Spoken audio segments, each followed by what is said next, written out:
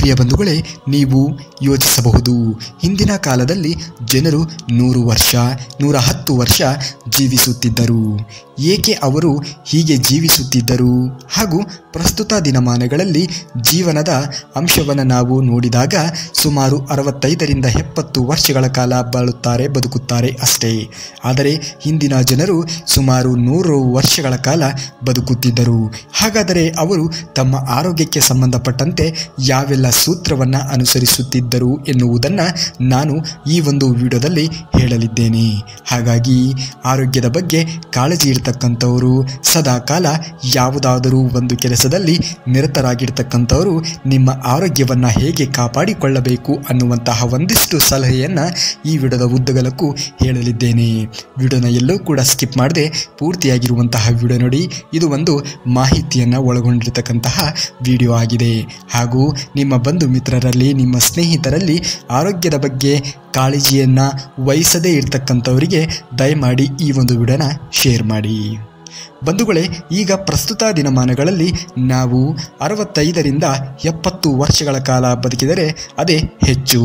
ಆದರೆ ನಮ್ಮ ಪೂರ್ವಜರು ಸುಮಾರು 100 ವರ್ಷ 110 ವರ್ಷ 115 ವರ್ಷಗಳ ಕಾಲ ಬದುಕಿರುವಂತಹ ಇತಿಹಾಸವೂ ಕೂಡ ನಾವು ನೋಡಬಹುದು. ಹಾಗಾದರೆ ಈಗಿನ ದಿನಮಾನಕ್ಕೂ ಆಗಿನ ದಿನಮಾನಕ್ಕೂ ಯಾವ ರೀತಿಯ ವ್ಯತ್ಯಾಸ, ಅವರು ಯಾವ ಸೂತ್ರವನ್ನು ಅನುಸರಿಸುತ್ತಿದ್ದರು ಎನ್ನುವಂತಹ ಮಾಹಿತಿಯನ್ನು ಈಗ ನೋಡೋಣ ಬನ್ನಿ. ಮೊದಲನೇದಾಗಿ ಜೀವನ ಶೈಲಿ, ಅವರು ಮಾಡಿರತಕ್ಕಂತಹ ಆಹಾರ ಪದ್ಧತಿ. ಈಗ ಯಾವುದೇ ಆಹಾರವನ್ನು ತೆಗೆದುಕೊಳ್ಳಿ ನೀವು, ಈಗ ಪ್ರಸ್ತುತ ದಿನಮಾನಗಳಲ್ಲಿ ತಯಾರು ಆಗಿರ್ತಕ್ಕಂತಹ ಅಥವಾ ನಮ್ಮ ಮಾರ್ಕೆಟಲ್ಲಿ ದೊರೆತಕ್ಕಂತಹ ಆಹಾರವನ್ನು ತೆಗೆದುಕೊಳ್ಳಿ, ಎಲ್ಲವೂ ಒಂದಲ್ಲ ಒಂದು ರೀತಿಯಲ್ಲಿ ಕೆಮಿಕಲ್ ಯುಕ್ತವಾಗಿರುವಂತಹ ಆಹಾರವೇ ನಮಗೆ ಸಿಗ್ತದೆ, ಹೌದಾ? ಆದರೆ ಹಳೆಯ ಕಾಲದಲ್ಲಿ ನಮ್ಮ ಪೂರ್ವಜರು ಆ ರೀತಿಯ ಒಂದು ಕೆಮಿಕಲ್ ಬಳಸ್ತಾ ಇರಲಿಲ್ಲ. ಅವರು ನೈಜವಾಗಿ ತಮ್ಮ ಹೊಲಗಳಲ್ಲಿ ಬೆಳೆದಿರತಕ್ಕಂತಹ ತರಕಾರಿಯನ್ನು ಸೇವನೆ ಮಾಡ್ತಾ ಇದ್ದರು. ಯಾವುದೇ ರೀತಿಯ ಕೀಟೋಪಕರಣಗಳನ್ನು ಬಳಸ್ತಾ ಇರಲಿಲ್ಲ. ಹಾಗಾಗಿ ಈಗ ಎಲ್ಲವೂ ಕೂಡ ಕಲಬೆರಕೆಯ ಪದಾರ್ಥಗಳು ನಮ್ಮ ಪ್ರಸ್ತುತ ದಿನಮಾನಗಳಲ್ಲಿ ನಾವು ಸೇವಿಸುತ್ತಿದ್ದೇವೆ. ಆದಷ್ಟು ಕಲಬೆರಕೆಯ ಪದಾರ್ಥಗಳನ್ನು ತಿನ್ನುವುದನ್ನು ಕಡಿಮೆ ಮಾಡಿ ನಿಮ್ಮ ಆರೋಗ್ಯವನ್ನು ಸುಧಾರಿಸಿಕೊಳ್ಳಿ. ಆಯುರ್ವೇದದ ಪ್ರಕಾರ ನೀವು ಆಂತರಿಕವಾಗಿ ದುರ್ಬಲರಾಗಿದ್ದರೆ ಶಿಲಾಜಿತ್ತನ್ನು ಹಾಲಿನೊಂದಿಗೆ ಬೆರೆಸಿ ಕುಡಿಯಬೇಕು. ಹೀಗೆ ಮಾಡುವುದರಿಂದ ನಿಮ್ಮ ಎಲ್ಲ ದೌರ್ಬಲ್ಯಗಳು ದೂರವಾಗ್ತವೆ. ಯಾರಾದರೂ ದೌರ್ಬಲ್ಯವನ್ನು ಅನುಭವಿಸುತ್ತಿದ್ದರೆ ಇದನ್ನು ಹಾಲಿನೊಂದಿಗೆ ಬೆರೆಸಿ ಕುಡಿಯಿರಿ. ಕಡಿಮೆ ರಕ್ತದೊತ್ತಡ ಅಥವಾ ಕಣ್ಣುಗಳು ಮಂಜಾಗಿ ಅಥವಾ ಕತ್ತಲೆಯನ್ನು ಕಾಣುವಂತಿದ್ದರೆ ನೀವು ಉಪ್ಪನ್ನು 1 ಲೋಟದಲ್ಲಿ ನೀರಿನೊಂದಿಗೆ ಬೆರೆಸಿ ಕುಡಿಯುವುದರಿಂದ ಈ ಒಂದು ಸಮಸ್ಯೆ ಏನಿದೆಯಲ್ಲ ತಕ್ಷಣ ಪರಿಹಾರವಾಗ್ತದೆ. ನಿಮ್ಮ ಮುಖವು ಹೊಳೆಯುವಂತೆ ಮಾಡಲು ಮೊಸರನ್ನು ಪ್ರತಿದಿನ ಆಹ್ವಾನಿಸಿ, ಇದರಿಂದ ನಿಮ್ಮ ಮುಖ ಹೊಳೆಯುತ್ತದೆ. ನಿಮ್ಮ ದೇಹವು ಯಾವಾಗಲೂ ಶೀತವನ್ನು ಅನುಭವಿಸಲು ಪ್ರಾರಂಭಿಸಿದರೆ ನೀವು ರಕ್ತಹೀನತೆಯಿಂದ ಬಳಲುತ್ತಿದ್ದೀರಿ ಎಂದು ತಿಳಿಯಿರಿ. ಸೌತೆಕಾಯಿಯನ್ನು ಸೇವಿಸುವುದು ತುಂಬ ಒಳ್ಳೆಯದು. ಸೌತೆಕಾಯಿಯನ್ನು ಪ್ರತಿನಿತ್ಯ ನೀವು ಸೇವಿಸುವುದರಿಂದ ನಿಮ್ಮ ತೂಕ ಹೆಚ್ಚಾಗುವುದಿಲ್ಲ ಹಾಗೂ ಅದು ನಿಮ್ಮ ಆರೋಗ್ಯದ ಮೇಲೆ ತುಂಬ ಒಳ್ಳೆಯ ಪರಿಣಾಮವನ್ನು ಬೀರುತ್ತದೆ. ಯಕೃತ್ತಿನ ಉರಿಯೂತವನ್ನು ಕಡಿಮೆ ಮಾಡಲು ಕ್ಯಾರೆಟ್ ಜ್ಯೂಸನ್ನು ಕುಡಿಯಿರಿ ಮತ್ತು ಪಾಲಕನ್ನು ಕೂಡ ಕ್ಯಾರೆಟಿನೊಂದಿಗೆ ಮಿಶ್ರಣ ಮಾಡಿ ತಿನ್ನಿರಿ. ಪ್ರತಿದಿನ ರವೆ ತಿನ್ನುವ ಮೂಲಕ ಹೃದಯಾಘಾತದ ಅಪಾಯವನ್ನು ನೀವು ಕಡಿಮೆ ಮಾಡಿಕೊಳ್ಳಬಹುದು. ಬೆಳಗ್ಗೆ ನೆನೆಸಿದ ಕಡಲೆ ತಿನ್ನುವುದರಿಂದ ತೂಕವು ವೇಗವಾಗಿ ಹೆಚ್ಚಾಗುತ್ತದೆ. ಪ್ರತಿ ಊಟ ಮತ್ತು ಮಧ್ಯಾಹ್ನದ ಊಟದ ನಂತರ ಬೆಳ್ಳುಳ್ಳಿ ಎಸಳನ್ನು ತಿನ್ನುವುದು ತೂಕವನ್ನು ತ್ವರಿತವಾಗಿ ಕಡಿಮೆ ಮಾಡಲು ಸಹಾಯ ಮಾಡುತ್ತದೆ. ಮೂತ್ರಪಿಂಡಗಳ ಸಮಸ್ಯೆಗಳನ್ನು ಹೊಂದಿರುವವರು ನಿರಂತರವಾಗಿ ನೀರನ್ನು ಸೇವಿಸಬೇಕು. ಪ್ರತಿದಿನ ಬೆಳಗ್ಗೆ ವಾಲ್ನಟ್ಸ್ ಸೇವಿಸುವುದರಿಂದ ಸ್ಮರಣ ಶಕ್ತಿ ಹೆಚ್ಚಾಗುತ್ತದೆ. ಪ್ರತಿದಿನ ಕೆಲವು ಬಿಳಿ ಎಳ್ಳನ್ನು ಸೇವಿಸುವುದರಿಂದ ಸಮಯದ ಮೊದಲು ಕೂದಲು ಬಿಳಿಯಾಗುವುದು ಮತ್ತು ಉದುರುವುದು ಕೂಡ ನಿಲ್ಲುತ್ತದೆ. ರಾತ್ರಿ ಮಲಗುವ ಮುನ್ನ ಹಾಲಿನಲ್ಲಿ ಬೆಲ್ಲವನ್ನು ಬೆರೆಸಿ ಕುಡಿಯುವುದರಿಂದ ಜೀರ್ಣಾಂಗ ವ್ಯವಸ್ಥೆಯು ಬಲಗೊಳ್ಳುತ್ತದೆ ಮತ್ತು ರಕ್ತದ ಕೊರತೆಯೂ ಕೂಡ ದೂರವಾಗುತ್ತದೆ ಮತ್ತು ಗ್ಯಾಸ್ ಸಮಸ್ಯೆಯೂ ಕೂಡ ದೂರವಾಗುತ್ತದೆ.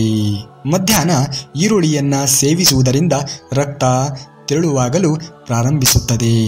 ಹೆಚ್ಚು ಉಪ್ಪನ್ನು ಸೇವಿಸುವುದರಿಂದ ಮೂಳೆಗಳು ಬೇಗನೆ ದುರ್ಬಲಗೊಳ್ಳುತ್ತವೆ. ಸ್ನಾನದ ನೀರಿನಲ್ಲಿ ಲಿಂಬೆ ಹಿಂಡಿ ಸ್ನಾನ ಮಾಡಿ.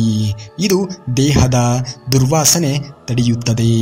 ಕಟ್ಟಿಗೆಯಿಂದ ಮಾಡಿದ ಬಾಚಣಿಕೆಯನ್ನು ಬಳಸುವುದರಿಂದ ಕೂದಲು ಉದುರುವುದು ನಿಲ್ಲುತ್ತದೆ. ಈ ರೀತಿಯ ಸೂತ್ರವನ್ನು ನಮ್ಮ ಪೂರ್ವಜರು ಅನುಸರಿಸುತ್ತಿದ್ದರು. ತೆಂಗಿನಕಾಯಿ ತಿನ್ನುವುದರಿಂದ ಮೂಳೆಗಳು ಬಲಗೊಳ್ಳುತ್ತದೆ. ಪ್ರತಿದಿನ ಪ್ಯಾರಲೆಗಳನ್ನು ತಿನ್ನುವುದರಿಂದ ಹೊಟ್ಟೆಯು ಸ್ವಚ್ಛವಾಗುತ್ತದೆ. ಹಸಿ ಕ್ಯಾರೆಟನ್ನು ತಿನ್ನುವುದರಿಂದ ಮುಖಕ್ಕೆ ಹೊಳಪು ಬರುತ್ತದೆ. ರಾತ್ರಿ ಸಮಯಕ್ಕೆ ಮಲಗುವುದು ಉದ್ವಾರ ದೂರ ಹೋಗುತ್ತದೆ ಮತ್ತು ಹೃದಯವು ಆರೋಗ್ಯವಾಗಿ ಇರುತ್ತದೆ ಮತ್ತು ದೇಹದ ತೂಕ ಕೂಡ ಕಡಿಮೆಯಾಗುತ್ತದೆ. ರಾತ್ರಿಯಲ್ಲಿ ಹಸಿ ಈರುಳ್ಳಿಯನ್ನು ಸೇವಿಸಬೇಡಿ, ಅದು ಜ್ವರಕ್ಕೆ ಕಾರಣವಾಗಬಹುದು. ನಿಮ್ಮ ಆರೋಗ್ಯವನ್ನು ಉತ್ತಮವಾಗಿ ಇಡಲು ನೀವು ಬಯಸಿದರೆ ತಿನ್ನುವುದನ್ನು ಸ್ವಲ್ಪ ಕಡಿಮೆ ಮಾಡಿ. ಈ ರೀತಿಯ ಸೂತ್ರವನ್ನು ನೀವು ಅನುಸರಿಸಿದರೆ ಸದಾಕಾಲ ಹಸನ್ಮುಖಿಯಾಗಿ ನಿಮ್ಮ ಆರೋಗ್ಯವನ್ನು ಕಾಪಾಡಿಕೊಳ್ಳಬಹುದು. ಹೆಚ್ಚು ನಿದ್ರೆ ಮಾಡುವುದರಿಂದ ಜ್ಞಾಪಕ ಶಕ್ತಿ ಕುಂದುತ್ತದೆ ಮತ್ತು ಬೊಜ್ಜು ಕೂಡ ಬೆಳೆಯಲು ಪ್ರಾರಂಭವಾಗುತ್ತದೆ. ಅತಿ ವೇಗವಾಗಿ ತಿನ್ನುವುದರಿಂದ ಆಹಾರ ಸರಿಯಾಗಿ ಜೀರ್ಣ ಆಗುವುದೇ ಇಲ್ಲ. ಇದು ಜೀರ್ಣಕಾರಿ ಸಮಸ್ಯೆಗಳನ್ನು ಉಂಟು ಮಾಡುತ್ತದೆ. ಆದ್ದರಿಂದ ಆಹಾರವನ್ನು ನಿಧಾನವಾಗಿ ತಿನ್ನಬೇಕು. ದಿಂಬು ಇಲ್ಲದೆ ಮಲಗುವುದರಿಂದ ಬೆನ್ನು ಬಲವಾಗುತ್ತದೆ ಮತ್ತು ಬೆನ್ನು ನೋವು ಕೂಡ ಇರುವುದೇ ಇಲ್ಲ. ಕೆಲವು ದಿನಗಳ ಕಾಲ ಬೇಯಿಸಿದ ಅಕ್ಕಿ ನೀರಿನಿಂದ ಬಾಯಿಯನ್ನು ತೊಳೆಯುವುದರಿಂದ ಮುಖದ ಕಪ್ಪು ಬಣ್ಣ ದೂರವಾಗುತ್ತದೆ. ಸುಕ್ಕುಗಳು ಕೂಡ ದೂರವಾಗುತ್ತವೆ. ತುಳಸಿ ಬೀಜಗಳು ಹೊಟ್ಟೆಗೆ ತಂಪು ನೀಡುತ್ತದೆ. ಹೊಟ್ಟೆ ಉರಿ ಇರುವವರು ತುಳಸಿ ಕಾಳುಗಳನ್ನು ದಿನಕ್ಕೆ2 ಬಾರಿ ಸೇವಿಸಬೇಕು. ಬೆಲ್ಲ ತಿಂದರೆ ಶಕ್ತಿ ದೊರೆಯುವುದಲ್ಲದೆ ತ್ವಚೆಯೂ ಕೂಡ ಸ್ವಚ್ಛವಾಗುತ್ತದೆ. ನಡೆಯುವ ಮೊದಲು ಸ್ವಲ್ಪ ಬೆಚ್ಚಗಿನ ನೀರನ್ನು ಕುಡಿದರೆ ನೀವು ದುರ್ಬಲತೆಯನ್ನು ಅನುಭವಿಸುವುದಿಲ್ಲ. ನಿಮ್ಮ ಬಾಯಿಯಲ್ಲಿ ಗುಳ್ಳೆಗಳು ಮತ್ತೆ ಮತ್ತೆ ಕಾಣಿಸಿಕೊಂಡರೆ ಇದು ಹೊಟ್ಟೆಯ ಉಷ್ಣತೆಗೆ ಕಾರಣವಾಗಿರಬಹುದು. ತೆಂಗಿನಕಾಯಿಯ ಸೇವನೆಯಿಂದ ಇದರಲ್ಲಿರುವಂತಹ ಫೈಬರ್ ಜೀರ್ಣಕಾರಿ ಆರೋಗ್ಯವನ್ನು ಬೆಂಬಲಿಸುತ್ತದೆ. ನಿಯಮಿತ ಕರುಳಿನ ಚಲನೆಯನ್ನು ಸುಗಮಗೊಳಿಸುತ್ತದೆ ಮತ್ತು ಮಲಬದ್ಧತೆಯನ್ನು ತಡೆಯುತ್ತದೆ. ಕಡಲೆಕಾಯಿ ಸೇವನೆಯು ಹೃದಯದ ಆರೋಗ್ಯವನ್ನು ಬೆಂಬಲಿಸುತ್ತದೆ, ಏಕೆಂದರೆ ಇದು ರಕ್ತದೊತ್ತಡವನ್ನು ನಿಯಂತ್ರಿಸುತ್ತದೆ. ಕಡಲೆಕಾಯಿಯ ಸೇವನೆಯು ಮೆದುಳಿನ ಕಾರ್ಯವನ್ನು ವೃದ್ಧಿಸುತ್ತದೆ ಮತ್ತು ಸ್ಮರಣ ಶಕ್ತಿಯನ್ನು ಸುಧಾರಿಸುತ್ತದೆ.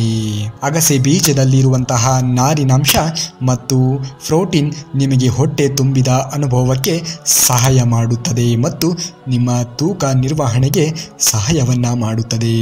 ಇನ್ನು ಇದೇ ರೀತಿಯಾಗಿರುವಂತಹ ಮಾಹಿತಿಯನ್ನು ಅನುಸರಿಸಲು ತಪ್ಪದೇ ನಮ್ಮ ಚಾನಲ್ಗೆ ಸಬ್ಸ್ಕ್ರೈಬ್ ಮಾಡಿಕೊಳ್ಳಿ.